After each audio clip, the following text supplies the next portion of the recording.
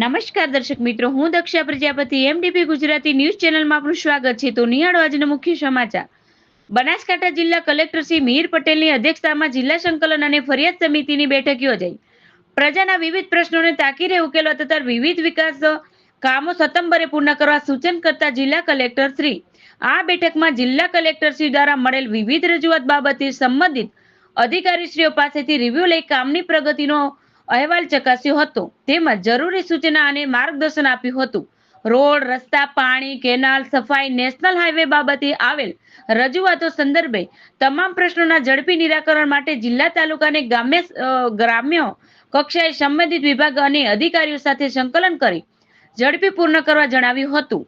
આ સાથે તકેદારી, પેન્શન વગેરે આ બાબતોએ ત્વરિત કામગીરી કરવા સૂચન કરાયું હતું. અધ્યક્ષસ્થાનેની પ્રજાના પ્રશ્નોને તાકીને ઉકેલવા તથા વિવિધ વિકાસો કામો સત્વરે પૂર્ણ કરવાની જિલ્લા અમલીકરણ અધિકારીઓને સૂચન કરાયા હતા.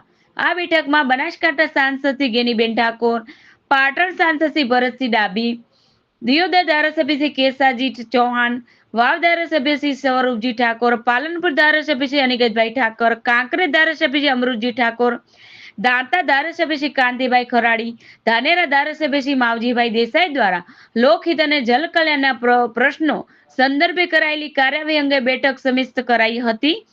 એમ જે દવે જિલ્લા પોલીસ અધિક્ષક શ્રી અક્ષયરાજ મકવાણા સહિત જિલ્લાના અમલીકરણ અધિકારીઓ શ્રી ઉપસ્થિત રહ્યા હતા. અહેવાલ દિલીપસિંહ સોલંકી. વધુ સમાચાર માટે નિહાળતા રહો એમડીપી ગુજરાતી ન્યૂઝ ચેનલ.